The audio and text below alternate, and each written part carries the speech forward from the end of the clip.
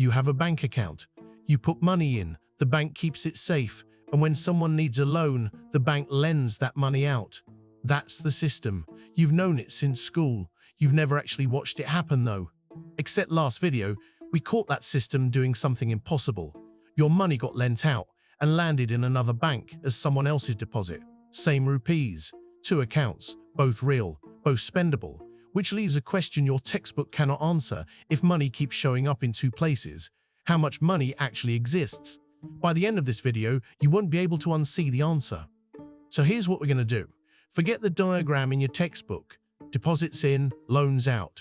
We're going to follow one real loan from the moment you sign to the moment the money appears and watch exactly where every rupee comes from.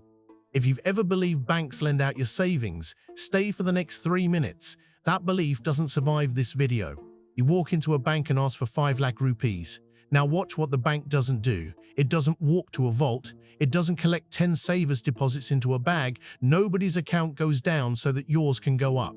If the bank were lending out someone's savings, some account somewhere should drop. Check, nothing moves. Nobody's balance falls. So if nobody's money went anywhere, where does yours come from? Here's what actually happens. The bank opens your account and types 2 numbers. On one side, a 5 lakh deposit, money, yours, spendable today. On the other, a 5 lakh loan you now owe, both created in the same instant out of nothing but an accounting entry. That deposit did not exist 1 second ago. The bank didn't move money to you, it made money by lending, and if that feels illegal, it isn't. It's how every bank on earth works. The Bank of England put it in writing, loans don't come from deposits, loans create deposits. Your textbook has the arrow pointing backwards, which means the question from the start finally has an answer. Economists count money in layers. The cash the Reserve Bank of India actually prints, notes, coins, has a name, M0, base money, roughly 53 lakh crore rupees. But count everything that works as money, every deposit, every balance in India, and you get M3, broad money, roughly 316 lakh crore, 6 times more money than has ever been printed. Sit with that for a second. In between, sit M1 and M2, layers, sorted by how fast you can spend them. But the headline is that gap. The Reserve Bank made the base. Banks, by lending, built everything above it. Most of India's money was never printed. It was born the moment someone borrowed, which raises an obvious question: what stops them doing it forever?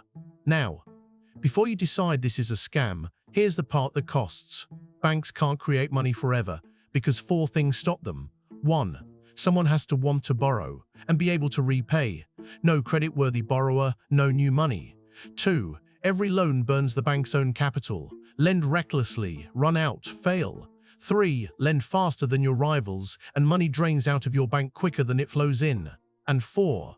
The Reserve Bank steers the whole machine, mainly with interest rates. But here's the price almost nobody mentions. When you repay a loan, that money doesn't land in anyone's pocket. The entry reverses. The money is destroyed, created when banks lend, destroyed when loans are repaid. The system doesn't just grow, it breathes in and out, including the money sitting in your account right now. So go back to where we started. Your account, your money safely lent out. You can't see it the same way now. The deposit sitting in your account, the odds are it was created by someone else's loan. The interest you earn, paid out of money that will be destroyed the day that loan comes home. Before this video, you believed banks move money around.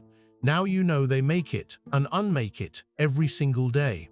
That's the change, and it's permanent. But it should worry you a little, because if banks can conjure money into existence just by lending, what stops all that new money from making the rupees in your pocket worth less? That has a name. It's called inflation, and that's where we go next.